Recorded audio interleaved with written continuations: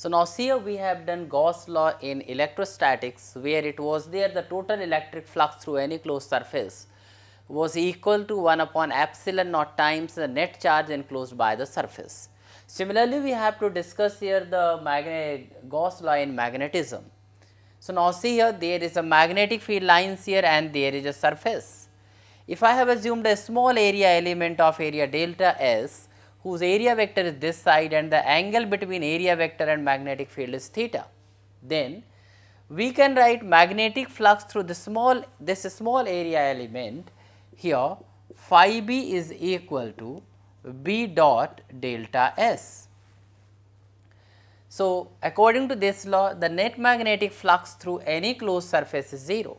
So, this is the magnetic flux through this small area element.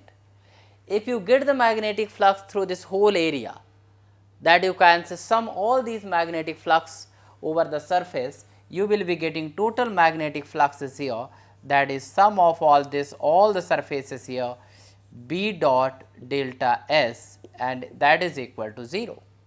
If the area element is very small, then also we can write flux is equal to here phi b is equal to this is B dot ds is equal to 0.